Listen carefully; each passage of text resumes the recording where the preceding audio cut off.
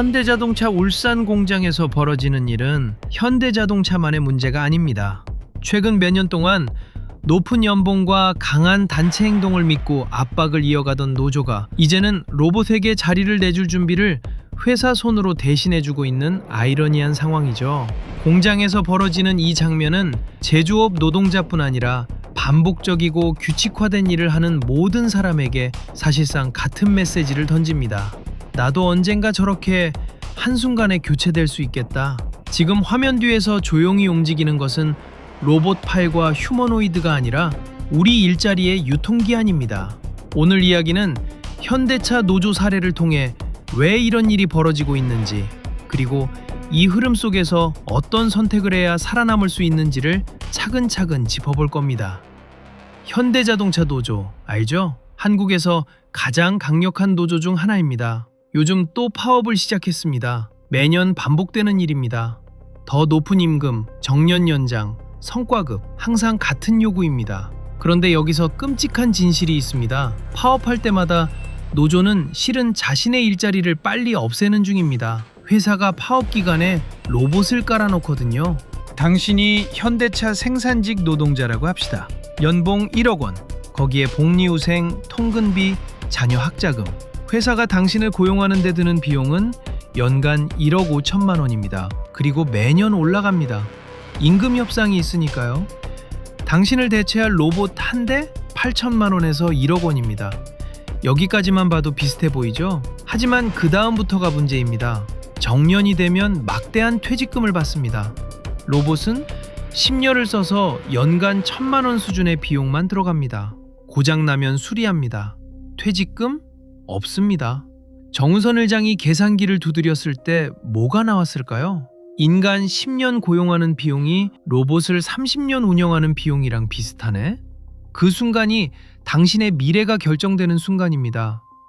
현대차 회장 정의선이 2021년에 1조 원을 썼습니다. 뭘 사려고?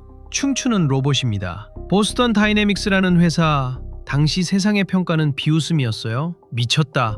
자동차 회사가 왜 서커스 로봇을? 구글도 손을 떼던 회사였습니다.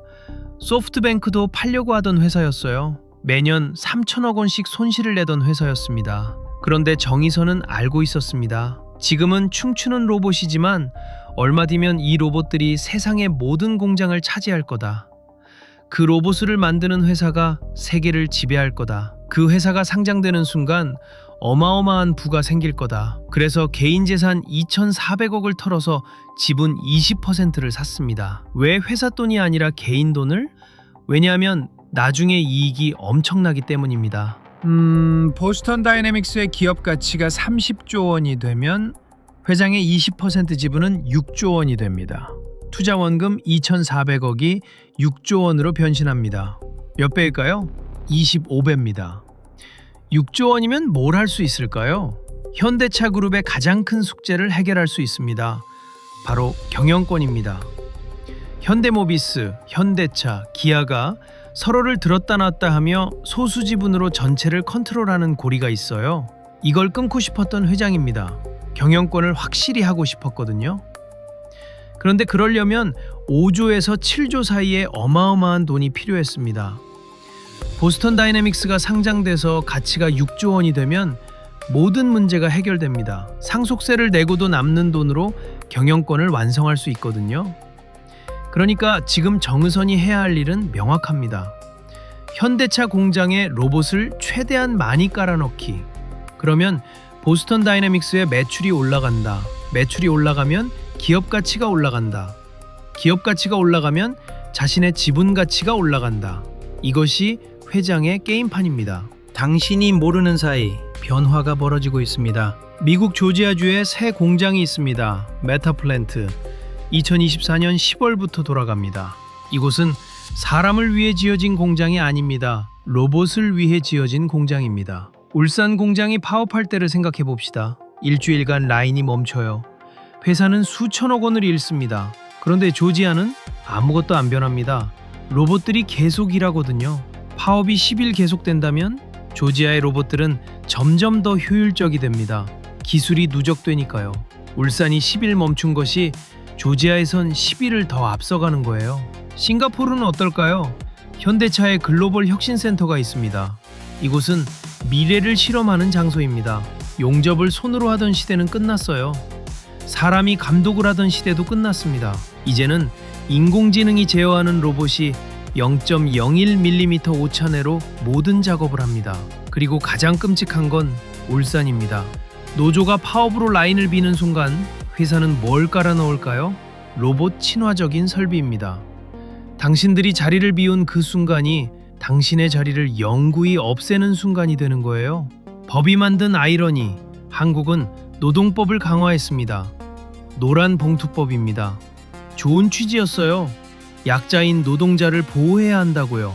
그런데 결과는 역설적입니다. 기업들이 두려워하게 됐거든요. 사람을 고용하는 게 너무 위험해졌어요. 해고도 어렵고 파업 손해배상도 청구 못하고 법이 항상 노조 편이니까요. 그래서 무슨 일이 벌어졌을까요? 기업들이 사람을 덜 뽑기 시작했어요. 대신 기계에 돈을 쏟아다 붓기 시작한 거예요. 중소부품회사 사장들은 이렇게 말합니다. 사람을 뽑으려니까 법이 무섭습니다. 나중에 문제 생기면 회사가 문을 닫아야 합니다. 차라리 로봇에 투자하는 게 속 편합니다. 로봇 기업들의 주가는 폭등했습니다. 투자자들은 알았거든요. 노동법이 강할수록 로봇 수요는 높아진다. 현대제철에서 로봇 게스팟을 투입했을 때 노조는 반발했습니다. 감시용 로봇이라고요. 그런데 법적으로는 기업이 맞았어요. 사람이 위험한 곳에 가서 다치면 사장이 감옥에 갑니다. 하지만 라봇이 감시해서 사고를 방지하면 상을 받아요. 법이 기업에게 준 메시지는 명확했습니다. 사람 대신 로봇을 써라. 노조가 자신을 보호해달라고 만든 법이 역으로 로봇 시대를 10년 앞당긴 거예요. 보스턴 다이내믹스의 로봇들을 봅시다. 스팟이라는 로봇 개가 있어요. 춤추는 로봇. 처음엔 장난감 취급했어요. 2022년엔 겨우 1000대가 팔렸어요. 그런데 2025년이 되니까 연간 5000대 이상이 팔려나갑니다. 뭐가 달라졌을까요? 스팟이 하는 일이 달라졌거든요. 이제 방사능 오염 지역에 들어갑니다. 붕괴 위험이 있는 건설 현장에서 조사합니다. 고열의 제철소에서 데이터를 수집합니다. 사람을 보낼 수 없는 곳, 그곳에 스팟이 들어가요. 물류 로봇 스트레치는요, 시간당 800개의 상자를 옮깁니다. 사람이 할 수 있는 양의 80배입니다. 게다가 절대 지치지 않아요. 허리 디스크? 그런 건 로봇에게 없습니다. 전 세계 물류 회사들이 기다리는 중입니다. 인력난은 심각하고 인건비는 하늘을 뚫고 있거든요. 그리고 가장 중요한 것, 아틀라스입니다. 인간형 로봇. 2024년까지만 해도 연구실에서 춤을 추고 공중제비를 하며 놀았어요. 그런데 지금 현대차 공장에서 실제로 차를 조립하고 있습니다. 정규직이라는 신분으로요. 현대차는 이 로봇을 연간 3만 대 생산하겠다고 선언했습니다. 연간 3만 대. 이건 실험이 아닙니다. 대량 생산입니다. 자동차가 나오는 방식 그대로, 반도체가 나오는 방식 그대로 이제 로봇도 나올 겁니다. 온라인은 이미 지옥입니다. 귀족 노조는 없어져야 한다. 로봇으로 다 바꿔라. 현대차 노조 때문에 나라가 망한다. 속 시원하다. 이런 댓글들이 차도로 깔려 있어요. 누가 쓸까요? 일반인들입니다. 다른 노동자들입니다. 심지어 노조 활동가들도 현대차 노조를 비판합니다. 왜일까요? 왜냐하면 모두가 알기 때문입니다. 현대차가 이 길을 가면 자신도 곧 따라갈걸. 편의점에 키오스크가 생겼잖아요. 얼마나 빨리 사람이 사라졌어요. 은행 창구도 사라졌고 콜센터도 사라졌어요. 이제 공장입니다. 제조업 노동자들의 차례가 온 거예요. 그리고 가장 무서운 건 그 속도가 생각보다 훨씬 빠르다는 겁니다. 시간을 앞으로 넘겨봅시다. 4년 뒤 울산 공장은 어떤 모습일까요? 공장은 여전히 있을 겁니다. 그런데 사람? 극소수만 남아있을 거예요. 공장 관리자, 기술자, 로봇을 정비하는 엔지니어들, 그 정도만 남아있을 겁니다. 생산직? 그건 역사가 될 거예요. 회사는 명예퇴직이라는 이름으로 사람들을 내보낼 겁니다. 50대, 60대 근로자들에게 선택지를 줄 겁니다. 코딩을 배우든지 아니면 나가든지. 그런데 현실은 비정하죠. 용접을 해온 사람이 소프트웨어 엔지니어가 될 수는 없어요. 그럼 남은 건 실직입니다. 대량 실직입니다. 한편 두산 로보틱스, 레인보우 로보틱스 같은 로봇 기업 주식을 미리 사둔 사람들은 엄청난 배당금을 받고 있을 거예요. 로봇이 벌어들인 돈이 자본가들에게 흘러들어가니까요. 부의 양극화는 극에 달할 겁니다. 로봇을 소유한 자와 로봇에게 일자리를 빼앗긴 자 사이의 격차. 2030년의 한국은 그런 모습일 겁니다. 지금 현대차 회장실을 상상해 봅시다. 노조가 파업을 선언하고 언론은 들썩거리고 소비자들은 걱정합니다. 그런데 회장은요? 침착합니다. 왜? 왜냐하면 알기 때문입니다. 이 파업이 자신의 계획에 얼마나 도움이 되는지를 말이에요. 파업이 길어질수록 회사는 더 큰 명분을 얻습니다. 노조 때문에 생산을 못하니 어쩔 수 없이 자동화할 수밖에 없습니다. 이 말이 얼마나 설득력 있게 들릴까요? 주주들에게, 소비자들에게, 정부에게까지. 노조가 자신의 협상 카드를 쓸 때마다 그것이 자신의 무덤을 파는 삽이 되는 겁니다. 이 모든 게 남의 일이라고 생각하나요? 아닙니다. 당신의 일입니다. 당신의 직업이 무엇이든 안심할 수 없습니다. 지금 이 순간 로봇화는 멈추지 않고 있습니다.